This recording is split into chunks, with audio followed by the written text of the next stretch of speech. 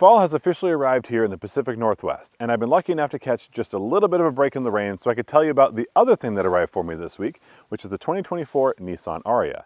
Now, since this came out a few years ago, I've really enjoyed seeing them out on the road, but what I've never really done is spend any significant time with them. But that's all changed. After a few days and a few hundred miles behind the wheel of this vehicle, I can tell you a little bit more about what I think about it and what you may need to know if you're considering a Nissan Ariya or a similar vehicle as your next car.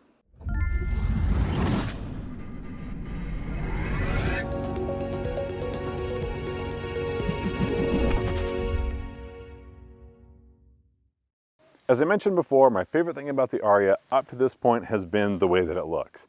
And the only thing missing for this model year, at least to my mind, is that Nissan seems to have moved away from the signature color, which was that copper and rose gold. I will seriously miss it, but this is still a very good looking car. And that all starts with this V-grille design. Now, Nissan's been known for their V-grille, but they've done it here in light signature versus a grille opening. And actually, in between these lights are going to be a textured design that's hidden behind some clear plastic. And that makes it a whole lot easier to clean, which is great because I've already cleaned it a few times this week. These signature lights are LED, as are the headlights, as are going to be your tail lights, and a lot of this is going to be included as standard, which is going to be a pretty continuing theme throughout the entire vehicle. Also included as standard are going to be these ultrasonic sensors because there's quite a bit of safety suite included. But the only opening you'll find up front here is going to be in the very, very lower part of the grille. That's because it doesn't need a whole lot of air to keep moving. The last finishing touch for me, and a very nice one, is this illuminated logo. Any company doing an illuminated logo done well is definitely a plus in my book. When it comes to size, the Ariya comes in just a hair off of its gasoline relative, the Nissan Rogue, at just under 183 inches. But from the side, you can tell this is a very fashion-forward vehicle. Again, one of the things I like about it. But my concern here is that Nissan's gone a little bit too much form over function. This front end is very short, not a lot of overhang, meaning there is no front trunk. Honestly, not a problem for me because the car isn't any bigger. We do get quite a bit of space here for the passengers, front row and second row, but as soon as we get to the back, things start to change pretty drastically. It's gonna look like the roof carries on through here, but this is just the spoiler. It's gonna be a full maybe 6 inches down where this glass starts to rake at a pretty steep angle, meaning by the time we get back here to this fairly quick short cutoff, we've actually lost a lot of storage space. Again, compared to a boxier vehicle, it's nearly half of what we could expect. That's obviously a very aerodynamic shape. This is a beautiful spoiler with a dual split design. And again, all that's gonna lend towards the look and feel of the car. But it does mean that with 183 inches long, you are missing quite a bit of cargo space. If that's what you're looking for, that's okay, no problem. I love this. The other thing that's gonna come into play here, at least visually, is that the two-tone paint job that we have here is gonna be black on top and blue in the middle, making this even that much sportier. What you'll find on most all-wheel drive configurations is gonna be this 19-inch wheel with the 235/55 all-season tire. If you wanna go a little bit bigger, you can bump up to a 20-inch wheel, and that's gonna get you to 44/45 all-season. But this is probably the route I would go, especially with this fairly attractive aero cap. This is not one of those cars you pop this off and it still looks good, so if you do get a 19, plan on keeping this on. Around back, the good looks continue, especially in the lighting department, where we essentially have one thin, unbroken LED light bar running all the way from left to right, brake light to brake light. Third brake light is going to be found here under this spoiler, which from this angle you can see is that dual split spoiler, and I appreciate that at least it's symmetrical and it matches up with our dual shark fin antennas. One thing that is very much function over form, and I do appreciate being here, is going to be this rear wiper, so that's included as well. Anything else is pretty simple. You see a turn signal over there, your reverse lights are located here in the center hatch, and badging is also pretty basic. Nice font for Ariya and your trim level. For us, we have the Platinum Plus E-Force all-wheel drive. This is great weather to try that all-wheel drive, but we'll talk about that a little bit later. Honestly, the only thing missing for me is the fact that this isn't also illuminated. And if you're gonna do one, I'd appreciate you doing the other, or neither. Not sure either way, but if it was there, that'd be a big plus. When building out your Ariya, the powertrain configurations can get a little bit confusing. So I'll start with the batteries, where you get to choose between either a 63 or an 87 usable kilowatt hour battery. The driving range attached to each of these is going to be dependent on the powertrain. But on the low end, so small battery all-wheel drive, you'll get just over 200 miles. If you go with the big battery and front-wheel drive only, there's one trim available that will get you just over 300 miles. The downside though is that a lot of the standard features on this car are removed for just that trim, which is unfortunate, but if you need the range, there's an option. Front wheel drive will get you less power than all wheel drive, but the range between all of those different options is between 214 horsepower up to 389. And as far as torque, anywhere from 221 to 442. So there is power if you need it, and there's less power if you don't. To recharge all that power, all that happens here in the front passenger side. And that's going to be a J1772 and CCS combo plug with 7.2 kilowatts of level 2 onboard charging and 130 kilowatts of DC fast charging. That DC fast charge at 130 kilowatts should get you 20 to 80% in about 40 minutes with that bigger battery. Unfortunately, none of these numbers are terribly impressive. The 7.2, as far as I'm concerned, is yesterday's standard, if that, and there are even currently plug-in hybrid vehicles that are charged at that 7.2 or higher on the kilowatts.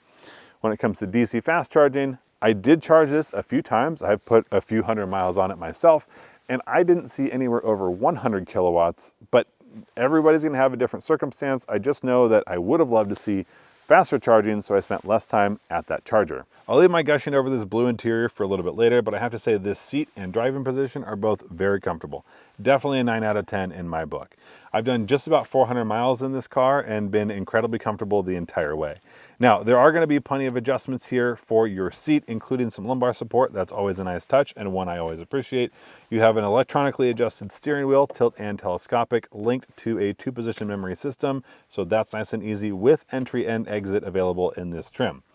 The driving position is one that I enjoy because I was able to get this seat relatively far down, which is generally my preferred. The only issue is even with this seat down, putting my legs a little bit farther out, I still run into a little bit of a height issue. Now, I'm 6 feet tall and I have a long torso, so I tend to have more height issues than your average human being, but I do still fit in here. I just know that my head is still pretty close to this roof. Here in the back seat, I run into a similar issue as I did up front, which is not a lot of headroom. Now, if I sit in a comfortable position, slightly relaxed and maybe slouching just a bit, I'm not actually in the ceiling, but I know I'm very close to it. Though in my sightline, I do have the enormous moonroof. That's nice, but it ends before my face. So like right about here, meaning that it doesn't come up over me, I still see ceiling. But these seats are in a fairly reclined position. So the upright version of this seating position puts me at an unusual angle. I mean, my head is looking directly into the top of the roof here. At some point I can see this big moonroof, but it's a ways out. If I slide over, I have this seat in the reclined position. And if I do that, unfortunately, I end up brushing directly into the ceiling because the cutout for your head ends a little bit farther forward than it needs to for this to work for me. But again, I have a tall torso. The other thing is that this curves in, not too drastically, but just enough that if I take my head and go over maybe 2 inches to the right, I'm going to end up bumping into this headliner, and that's not going to be an overly comfortable experience. The middle seat here can turn into an armrest and some cup holders. That's always a nice touch. Here from the center console, I have outboard heated seating, 3-level heating for each of the outboard seats. And even though this isn't all the way back in its tracks, you can tell that there is a ton of room here. And there's even a little bit of room under these seats for feet to go. When you open the hatch, you can either do so by a proximity sensor or just a standard opening, if I can find it there. The hatch itself is pretty wide, easily accessible. The only downside is that this load floor is a little bit higher than maybe I might prefer, especially if it's a station wagon. That might be a little bit lower. But the fact is there's a lot of black plastic between here and your load floor, meaning that anything else you're loading in here, you'd want to avoid trying to hit that so it doesn't get too scratched up. With the hatch open up, we can get a better look at what this storage space really looks like. And there is a fair amount of it. These are both going to be carry-on items. This one will fit under an airplane seat, this one not so much. But what we're running into is square space, and that's going to be pretty limited. Not a sponsor, just a problem. We have about 1.5 feet maybe of total overall rectangular storage space. And that's because we have such a high load floor and we have this hard cargo cover. Meaning when this folds down, we're just running out of room. And there's nowhere to easily put this because it won't fit under here. But there are going to be a few things under there. Let me shuffle this real quick. If we put this off to the side and lift here, you'll see there are a couple cubbies. Now this is going to be where we have a subwoofer, part of that upgraded sound system, and this is going to be our charging cable, which is included with the purchase, and that's appreciated. But that's a lot of potential space that we're missing out on. And it's kind of the same thing if we go one step farther back. If we lift this up, we're running into a couple cubbies. but that's space that we could have used, and unfortunately we can't. And there's not an easy two-load level floor that just gives us the little more space when we need it, even if it's maybe not the prettiest. I will say that on each side we get some cubbies here, so left and right, easy to quick toss a water bottle.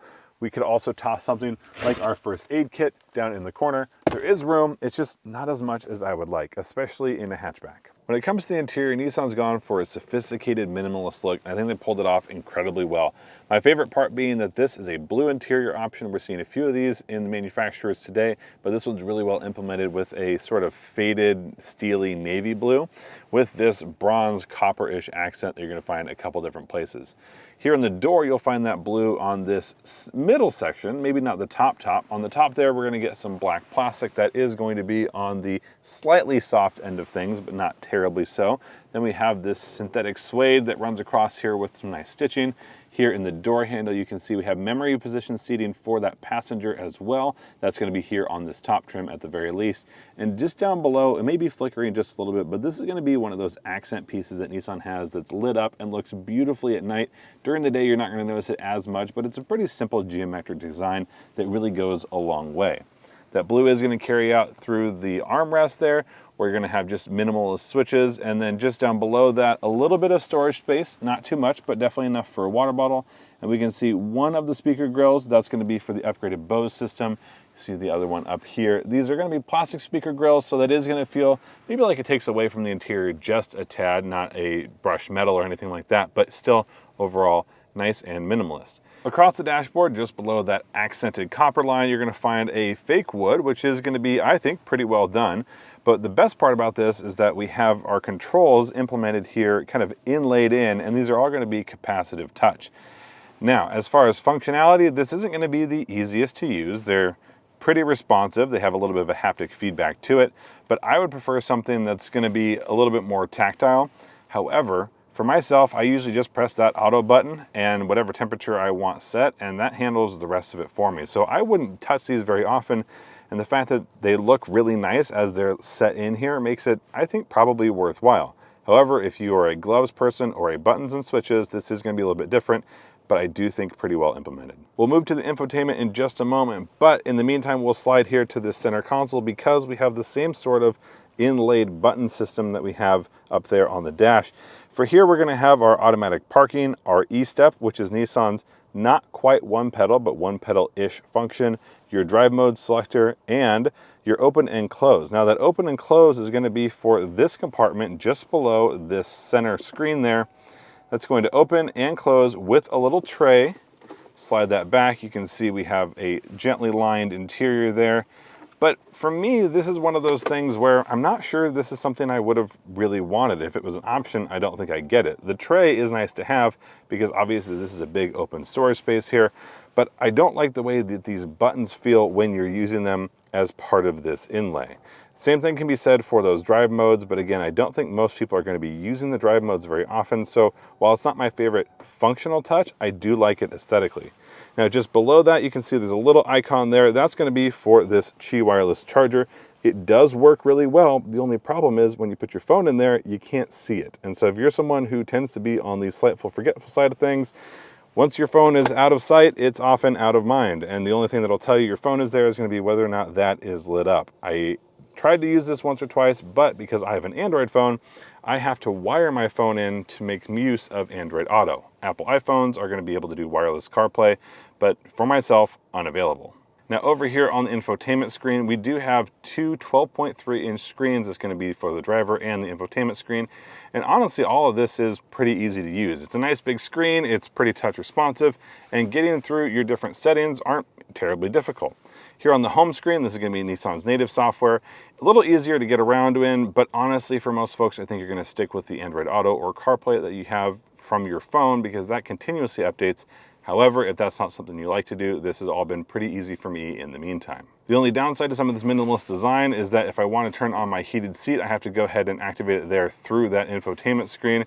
It is easy enough to use, but not always the easiest to see what's going on. If you press it, I'll come in here just a little bit closer, you can see that there are 3 bars that are going to light up just on that seat, but those aren't going to be the easiest to differentiate. And maybe you can see it gets less orange or more orange. I wish this was just a little bit easier to take a look at least from a glance.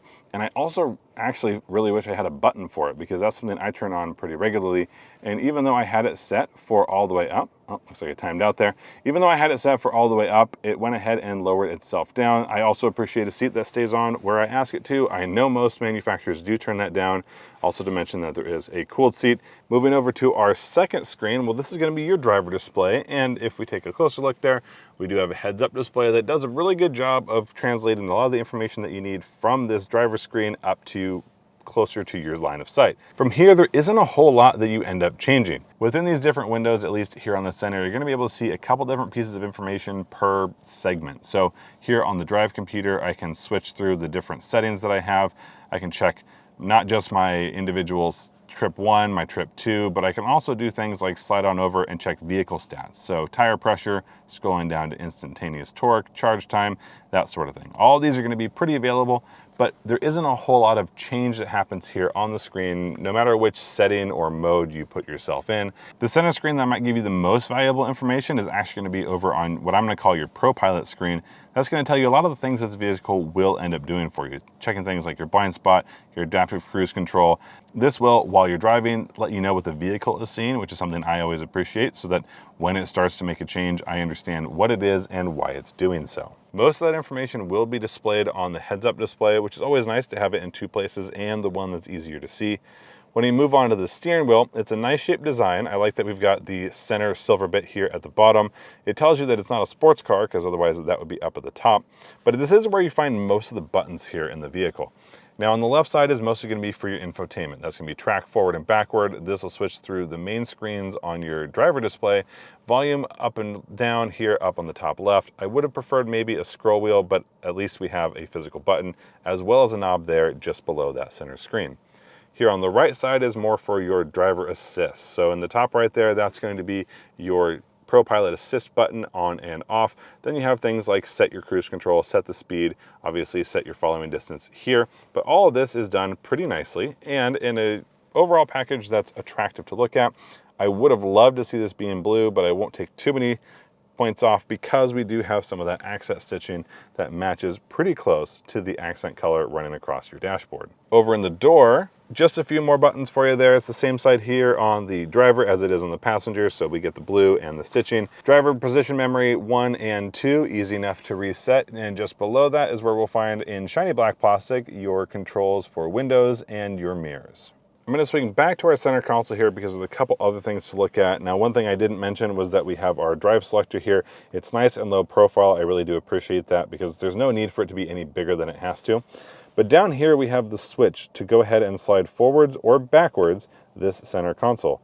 And I'll go ahead and take a look at that, how far it goes back and how far it goes forward. But if we move it all the way backwards, what we're able to do is see where they want you to put your phone. And you can see the phone fits here pretty nicely. I've got a MagSafe wallet on the back, and that does still fit without any issue. The problem here is getting this in and out, because if you want to do it easily, you have to have that center console all the way back. But chances are you're going to want it forward so you can use it as an armrest. And when you're putting your phone down here, there's a lot of fumbling around to make sure you get it in the right spot. And I'm a little bit worried about hitting this USB-C charger and ultimately damaging it. So that's not my favorite design. And again, out of sight, out of mind. Just about anywhere they have to put your phone is going to be tucked out of the way. And I'm one who will admittedly probably forget my phone here at some point. Good news, at least my watch will alert me when I'm too far away from that phone. Just above your head here in the driver's seat, there are a few more switches and controls. This is going to be to open and close our enormous moonroof if you have that option. This is going to be for that shade. You have a HomeLink garage door opener system there and sunglass holder as well as touch capacitive lights. Moving on to that enormous moonroof that I mentioned, well, enormous is the key word and also in a really well positioned place, at least for the driver. So from the driver's seat here, you can see that it's directly above my head and even slightly in front of it. So I do really feel like I get to maximize that space. For those passengers in the back, it's going to be a little bit less comfortable because it's not going to go quite as far back as you'll find in some other vehicles. You do still get to take advantage of it, but if you're a tall person like myself and you have that seat reclined, you're gonna run into a spot where it feels like you're just staring directly at that roof line instead of the glass. Now it's time to get the Ariya out on the road, and this is the weather that I've been driving in all week, which means that it has not been a good chance to try 0 to 60 testing or 60 to 0, but luckily there hasn't been any change really in the powertrain, so the carryover numbers from last year are going to be good enough, and we have had a chance to take a look at it. And when we did so, this came in 0 to 60 under 5 seconds. And again, this is the top level, big battery, highest horsepower, all-wheel drive, but these days anything under 5 seconds is a quick vehicle. What's going to be a little bit different here is that it doesn't feel quick. And that's, I think, going to be, well, in a world of electric rocket ships, and they're everywhere, in trucks and small cars and big SUVs, everything can be an electric rocket ship, and Nissan has specifically chosen not to go that route. With the Ariya, it's much more of a cruiser than a drag strip monster, and I think that's not a bad thing. Generally speaking, I want the most performance I can get out of the car, and when you push your foot down on this throttle, it'll go. But it goes a lot faster when you're already moving than it does from 0, because Nissan's done some software programming that really limits that power from the word go. I'll admit to probably being a bit biased or maybe more used to this electric performance than everyone else is. This is part of the job, and I drive a lot of electric cars. It maybe is nice to have something a little bit different, because not everybody wants that 0 to 60 track monster, and especially in their daily commuter. And that's where Nissan's gone a different route, and everything here feels more muted. Muted doesn't have to be a bad thing. I also feel like it feels a little bit removed from the rest of this experience, and that's going to carry over in a lot of these numbers. I've never felt like I went into a corner and didn't get out of it what I expected to. This car has done everything I've asked it to, but I also have been gentle with it. And that's because I'm never really sure exactly how much grip or traction or composure I'll ultimately get. Most people aren't trying to take tenths off a second on their daily commute. And if that's you, this probably isn't going to be the best match. But if you're someone who likes to get to work in a comfortable way, then this is going to make a lot more sense. Because while the handling may be a little bit lower, honestly, I'm somewhere in the B minus range. The ride is where this gets quite a bit better. It's not going to be the most supple, comfortable, floating on a cloud experience like you might get in something like a Rolls Royce or a really nice Mercedes, but it is going to feel like you're removed from the pavement in a way that I think these shoppers are going to be interested in. In a world of electric cars with stiff suspensions, this has none of that. And as far as ride, I want to give this an A. After hundreds of miles behind the wheel and hours and hours and hours on the road, I want to say this would be an incredible road trip car, except for a couple things. Number one is going to be that range. We have a small-ish battery for the segment. We have moderate fuel efficiency. I'll cover that a little bit later. But what we really are let down on is charging. And the 130 kilowatt DC charging on board here in this vehicle is lackluster at best. I know I mentioned muted in terms of things like the throttle application, but one of the other things that's muted is the interior volume here in the cabin. Now, it's going to be a little bit louder because it is raining. That's how things work. But this has been an incredibly quiet place to be, especially for the price point. Nissan needed to distinguish this from the other makes and models on the road today, and I think they've done a good job of that in the ambiance, in the experience, because on paper it does fall short. And it still falls short in categories that I don't think are wholly acceptable, but it doesn't mean that I wouldn't get this car if what I'd like doing was driving around town. Or if the longest stretch I had was a couple hours and that was going to be a perfect match for the range of this vehicle, or if there was charging on the other side of it. I think the Ariya is right on the line between a Nissan and an Infiniti product. And there hasn't been any talk that I'm aware of the electric Infiniti and this being part of that equation, but it just feels like it's a very nice car to be in, and it's one step down from where it could be, and it's one step up from maybe where it should be. And I know that might sound confusing, but if it's my dollars, I want them to go certain places. And if this is a really nice car to spend a lot of time in, I want to be able to road trip it. I want upgraded charging. One of the things I was really excited to try out was the ProPilot Assist 2.0, because I haven't spent time behind the wheel of this hands-off driving system. And here in the Ariya, if you get the very, very top trim, you can go ahead and get that system. But I don't think it's worth the extra money, and that's a bit disappointing, because in a world of advanced driver assist and continuously improving systems, this 2.0 system does fall quite a ways short. My biggest issue has to be when it's working the way it's supposed to, I still don't think it's working particularly well. It does a lot of ping-ponging, and when I had a car full of people, there was some conversation about car sickness and whether or not I knew how to drive this vehicle, and I had to let them know that this was the car taking it in its own hands. And it was just a lot of back and forth, and it was noticeable enough that, again, the whole car and myself felt like this wasn't really the right place to be. The other problem was when it would activate. And again, As you can see, these are some pretty challenging conditions, especially for systems that are using things like cameras to function.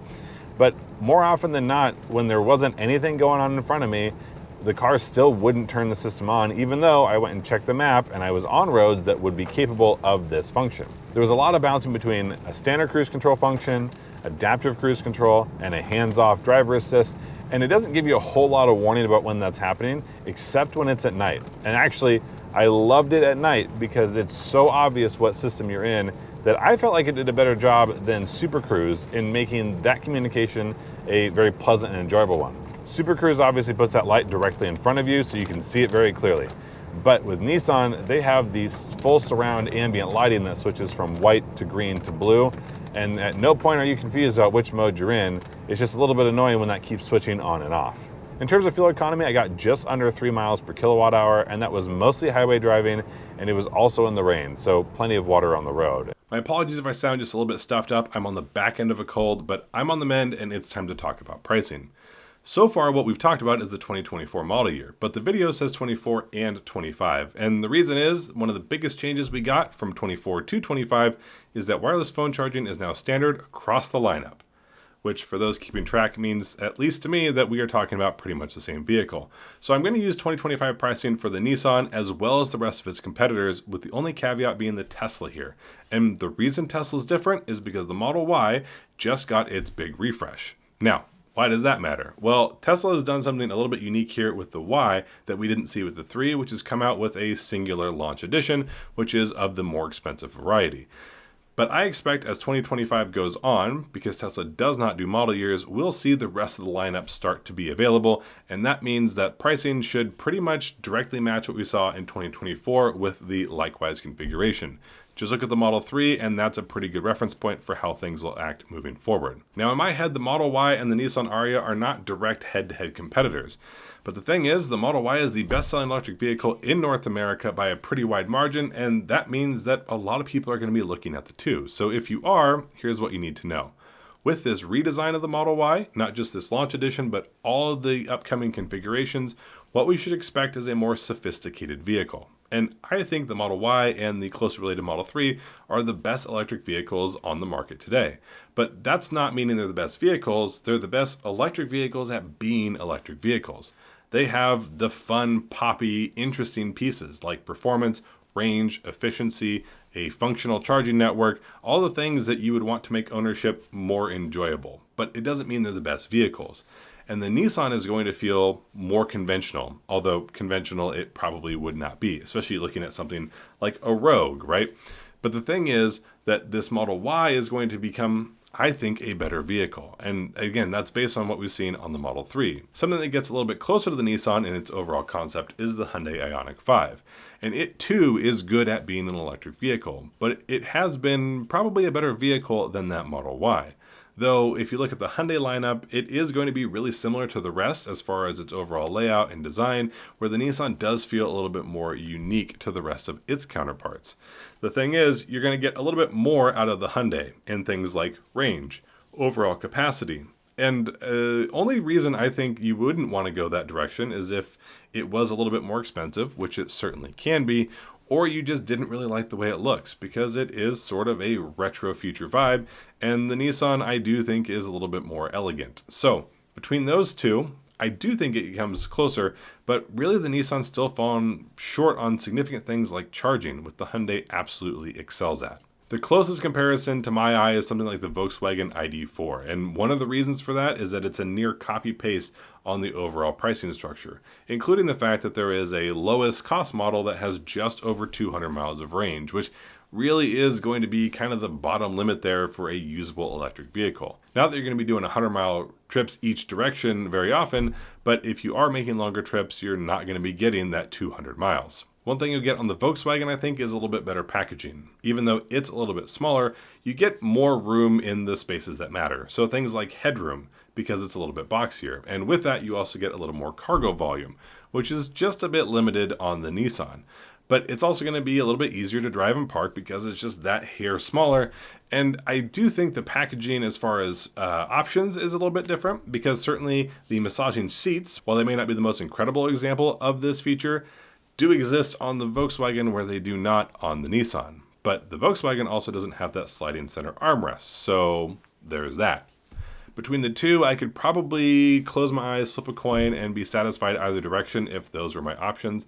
But if it came down to my dollar, I would be leaning towards that Nissan just because of that overall cabin environment. I like the way it's laid out, I like the integration of the faux wood, and I have to admit, I really enjoy the fact that we get a blue interior, which just does something to stand out from the rest, and honestly, that is what this Nissan needs, is a reason to stand out and be different in a highly competitive market where it's not necessarily the standout.